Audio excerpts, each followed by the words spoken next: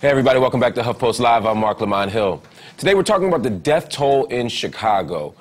Since 2001, 2,000 troops have died in Afghanistan, while 5,000 have died in Chicago. Chicago's murder rate is 4 times that of New York City, twice that of Los Angeles. This was a violent holiday weekend in Chicago. More than 70 people shot and wounded since Wednesday afternoon. And a 5-year-old boy is among those victims. ABC 7's Jaden Donald live at radio station WVON, where community leaders are trying for a truce between the city's gangs. Jason. It was an extremely violent holiday weekend, and the numbers that we are talking about are staggering. We're talking about 70-plus people wounded in gunfire, another dozen people killed. And here at WVON Radio on the city's south side, they are making a plea for peace. Are we in a crisis situation? WVON morning radio show host Matt McGill reaching out to listeners this morning after a violent 4th of July holiday weekend. Since Wednesday afternoon, more than 70 wounded by gunfire, a dozen dead. Radio personalities called for police to be more proactive, but also put the blame on residents. Start raising your kids. You can't blame Mr. McCarthy because you raised a fool, and you're a fool your damn self. You can't do that. Well, you know, there's got to be some better parenting down here. Now show hosts, along with community activist Wallace Gator Bradley, are asking gang members to call a truce in order to protect children like 5-year-old Jaden Donald. He's recovering from a serious gunshot wound after being caught in gang crossfire on the night of July 4th at a Southside park.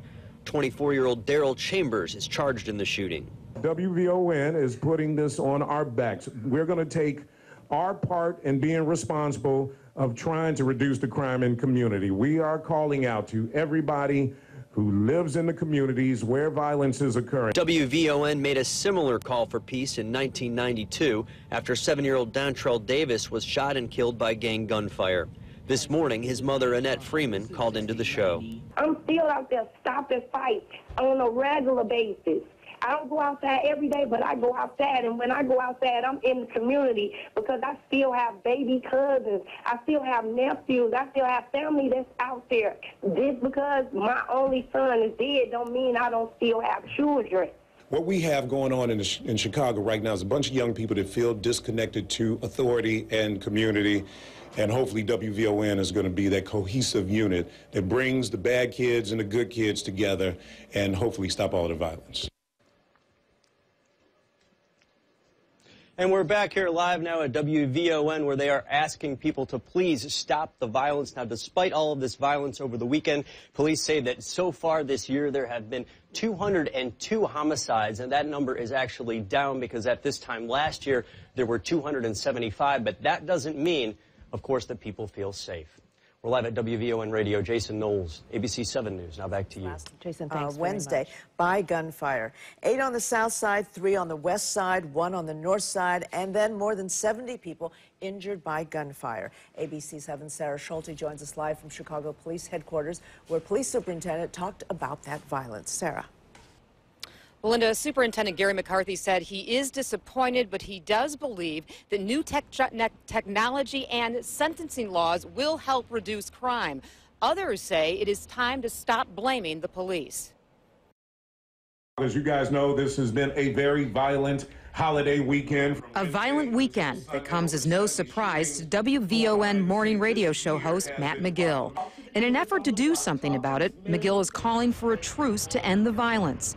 The call isn't just aimed at gang members, but innocent people that live in violent neighborhoods. We're calling on each and every individual, the adults in the community, to communicate with people and say we have had enough. Radio personalities say it's time to stop blaming police. Start raising your kids. You can't blame Mr. McCarthy because you raised a fool, and you're a fool your damn self. You can't do that. Well, you know, there's got to be some better parenting down here. Well, he didn't specifically blame parents for the violent weekend. Chicago Police Superintendent Gary McCarthy says there are ways that residents can help reduce crime. McCarthy says new technology will allow the department's community police program to share information, such as crime alerts, with residents on Twitter. In addition, neighbors can also send pictures of a crime directly to 911. This will help our responding officers to understand and actually have eyes on the ground to the incidents that they are responding to. I think that the Chicago Police Department is desperate. I think that they're into public relations now rather than good policing. And unfortunately, PR is not going to stop one gunshot from ringing out in the city of Chicago. Philip Jackson with the anti-violence group The Black Star Project says there is no immediate police solution. Jackson says stopping violence is about changing human behavior, which he says is a long-term investment. I only blame the police for one thing, for pretending that they can stop shootings and crime and violence when really they can't. Families stop crime. In the short term, Superintendent Gary McCarthy says something that he's been pushing for a long time is mandatory minimum sentences for gun crimes as well as truth in sentencing laws. He defended his strategies. He says they are working. He wanted to remind people that the murder rate this year, despite what happened over the weekend, is down. Live at police headquarters, Sarah Schulte, ABC 7 News. Linda, back to you. The weekend has been violent right here in Chicago. There have been dozens of shootings, one of them seriously injuring a 5-year-old boy. The shooting suspect appeared in court today while family and friends held a vigil outside the hospital where that boy is being treated. ABC 7's Michelle Gallardo live now in Oak Lawn with more on this story. Michelle? Ravi, that 5-year-old was, of course, not the target of the shooting. There were, in fact, another 2 males that were injured in the park that evening. And because of that, the suspect is now charged with 3 counts of attempted homicide and 3 counts of aggravated battery. Meanwhile, here at the hospital, his mother says she's grateful an arrest has been made, but her focus is on her son's recovery. As a little boy fights for life, his congregation prays for a successful recovery. I really want people to know this is not an Inglewood problem. This is not a South Side problem. This is all of our issue. 5-year-old Jaden Donald is still on a respirator after being shot while playing in a South Side park on July 4th. Speaking at a vigil outside Christ Children's Hospital earlier, his mother says she's still at a loss to understand what happened. The holiday has been especially violent, with more than 30 people wounded by gunfire, including 2 children. Hello, everybody. Thanks for joining us today. At least 8 people are dead in violence over the past 2 days. The 2 children shot were both playing in parks. A 7-year-old hit in Cole Park in the Chatham neighborhood, and overnight a 5-year-old wounded in Pullman Park at 117th and Ada. Both are now at Christ Medical Center in Oak Lawn, and that's where we find ABC 7's Jason Knowles. Jason? Well, both boys are in critical condition right now at Christ Medical Center. The 7-year-old is expected to recover. Right now, the 5-year-old is not able to breathe on his own, and his mother says that many of his organs had to be removed. Why would you do something like this? Why? All these innocent people and kids out here, why would you do something like that? That's Jasmine Dylan Donald's message to the shooter who put her 5-year-old son, Jaden Donald, in the hospital. I thought it was fireworks still going off, and there was a guy standing on the opposite side of the street shooting in the park. He let off about 30 rounds. Jaden was shot in the stomach as he was enjoying the 4th of July at Cooper Park in the West Pullman neighborhood.